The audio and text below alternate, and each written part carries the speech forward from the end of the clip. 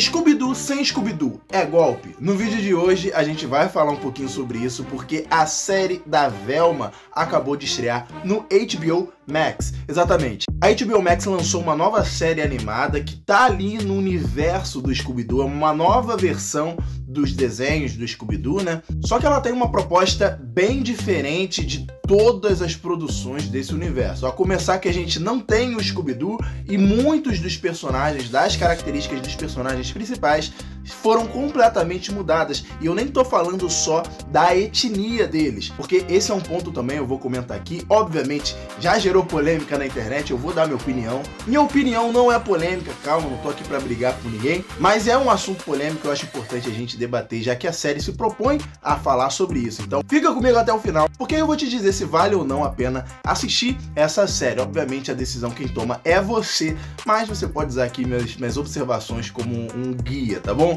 Então fica comigo até o final e vamos lá. Galera, a nova série da Velma é um Max Originals, uma série feita pro HBO Max. Ela tem o objetivo de alcançar o público adulto, então já esse é uma coisa muito importante. É uma série para maiores de 18 anos. É uma série que tem uma linguagem pesada, é uma série que tem consumo de produtos ilícitos, né? Eu tô evitando certas palavras pro YouTube não me bloquear. Tem nudez, tem essas coisas, então é uma série para maiores mesmo. Então eu não vou nem entrar aqui no aspecto de que algumas pessoas tentam proteger as crianças.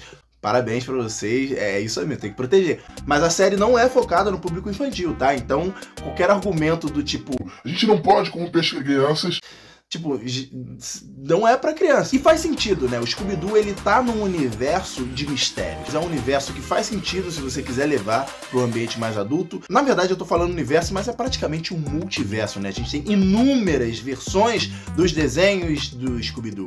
A gente tem filmes em live action, em animação. Todas as décadas, desde que o desenho foi lançado, a gente tem novas versões em quadrinhos, em jogos, enfim. O Scooby-Doo é uma marca enorme. Então, essa é só mais uma versão dentro desse universo, é só mais uma produção. E eu acho muito importante a gente ter essa noção, porque é uma versão que se distancia muito do clássico, né?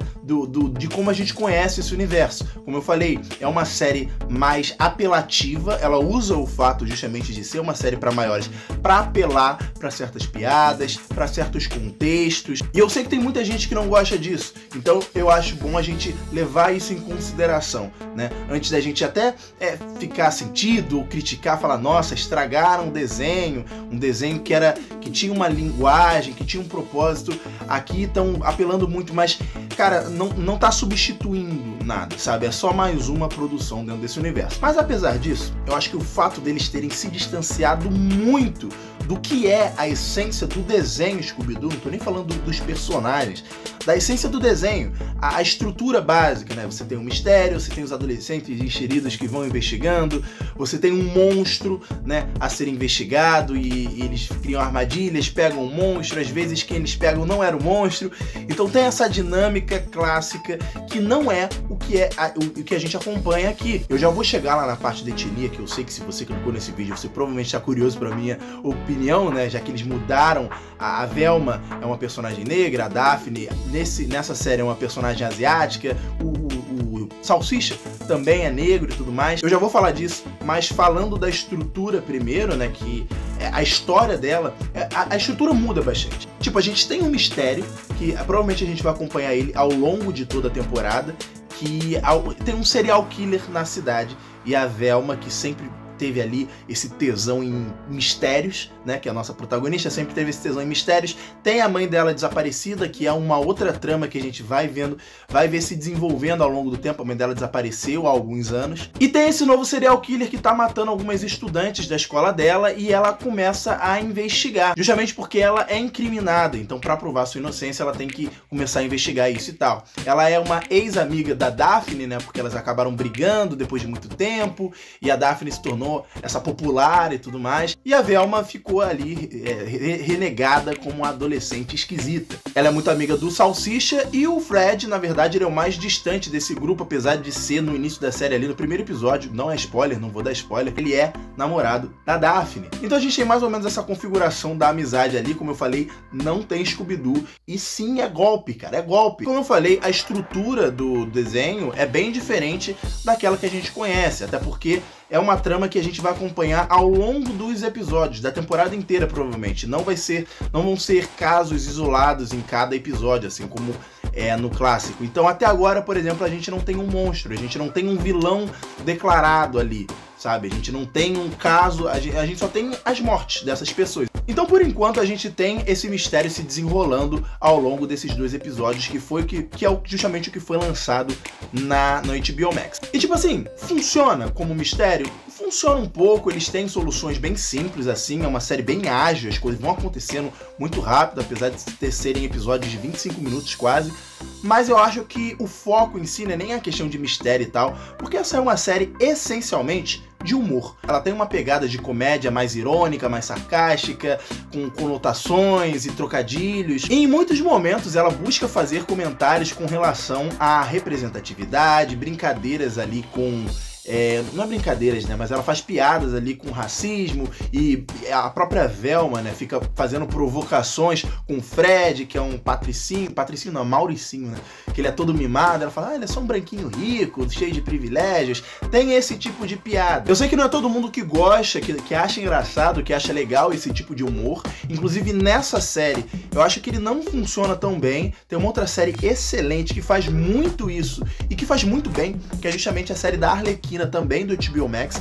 A Arlequina era venenosa, os personagens ali fazem esse tipo de piada, brincam com essa situação do mundo que a gente tá, né, da cultura pop. É uma discussão que existe na cultura pop, né, representatividade, racismo, machismo. Então, elas brincarem com isso quase que como uma metalinguagem, gera alguns momentos de humor. Funciona muito na Arlequina, aqui nem tanto, apesar deles fazerem isso constantemente. Inclusive, outra ferramenta que o roteiro usa é uma espécie, como eu falei, de metalinguagem. Os personagens constantemente parecem saber que estão dentro de uma série. Sabe aqueles comentários? Se eu estivesse numa série, o que eu faria? Ou personagens de séries agem assim, então eu vou agir dessa maneira também? é uma piada recorrente eles brincarem com os clichês do gênero e ir seguindo eles, sabe? Aquela autoconsciência, tipo... Eu sei que eu tô sendo clichê, e como eu sei que eu tô sendo clichê, você, espectador, pode me perdoar e eu vou continuar sendo clichê. Coisas do tipo, sabe? Como eu falei, é um tipo de humor bem específico. Eu sei que funciona pra muita gente, mas não funciona para um outro grupo também. Aí, vamos lá, na minha opinião, como eu falei, eu gosto desse tipo de humor, mas eu acho que essa série ainda não engatou muito bem. Eu acho que só isso não me faz interessar pela série, não faz ela ser tão boa como poderia ser. Lógico, eu vou continuar assistindo, mas não é aquela coisa maravilhosa e tal. E agora sim eu vou falar sobre essa questão da mudança de etnia de alguns personagens, mas antes eu tenho que pedir para você se inscrever nesse canal, que é o A Culpa é do Roteirista, seu portal de entretenimento e informação sobre a cultura pop e geek. Meu nome é Renner e de segunda a sexta eu tô aqui trazendo vídeos novos pra vocês, sempre na parte da noite, estou tentando marcar um horário ali certinho, tá ali umas 6 horas, um pouquinho mais tarde, mas tem vídeo novo de segunda a sexta. Esse é o maior compromisso que eu já trouxe para esse canal, que são muitos vídeos, então é justamente para esse canal se tornar rentável, se tornar recorrente. Mas eu agradeço você se inscrever no canal e curtir esse vídeo para você continuar recebendo esse tipo de crítica, análise e recomendação de filmes e séries que eu sei que você gosta. Então, eu agradeço muito por você curtir esse vídeo e se inscrever no canal. Essas duas coisinhas que eu te peço, se inscrever com o sininho, obviamente. E agora sim, vamos falar dessa mudança de etnia. Galera, esse tipo de coisa geralmente não me incomoda, tá? Obviamente, quando são personagens já conhecidos, eles mudam uma característica física importante dos personagens, mudando a etnia, por exemplo, há um estranhamento grande inicial, né? A gente não tá acostumado, mas assistindo as produções, normalmente não me incomoda. E isso acontece muito, tá? Mas eu realmente não fico muito incomodado. Eu sei que existe uma discussão muito grande sobre isso e que toda vez que existe esse tipo de alteração, as pessoas ficam muito eufóricas, muita gente leva para o lado político, muita gente se preocupa mais com o lado narrativo, outros se preocupam mais com fidelidade e e tudo mais, mas eu realmente não esquento muito a cabeça com isso. Eu acho importante a gente debater, mas, cara, são personagens fictícios. Se fosse um personagem baseado em fatos reais, que tivesse algum compromisso histórico com alguém que realmente existiu, aí sim eu acharia importante. Mas como são versões de personagens fictícios, eu acho que, cara, depois de tanto tempo, como eu falei, existem inúmeras versões dos personagens de Scooby-Doo. Se você quer mudar, se você quer chocar, se você quer se adaptar a um novo contexto, eu acho que até faz sentido você mudar a etnia de alguns personagens, sim. E a gente sabe que é isso que eles querem, né? Eles querem atingir um público que gosta desse tipo de mudança, que gosta de se sentir representado, que gosta de ver coisas clássicas sendo reconsideradas, sendo mudadas, sendo questionadas. Eu acho que faz sentido para esse público. Eu gosto de coisas clássicas e eu gosto da desconstrução do que é o clássico. Então, para mim, funciona qualquer tipo de versão. Agora, para dizer que eu acho errado quando você pega um personagem, vamos supor, é um personagem em live action, por exemplo, de etnia asiática, né? O cara é um personagem asiático. Aí ele é interpretado por um ator branco. Isso já como é que chama? Whitewashing, né? Quando você pega um ator branco para interpretar um personagem que é de outra etnia. Aqui a gente não tá falando de uma versão alternativa de um personagem. Aqui a gente tá falando de um personagem que pertence a uma etnia sendo interpretado por outro. E aqui eu não tô nem falando de animação ou dublagem, porque esse formato, né, permite aí uma mudança, já que a gente está considerando só a voz. Então, às vezes é um negro interpretando um branco interpretando um negro, mas só pela voz. O desenho em si, a animação, tá correto ali, né?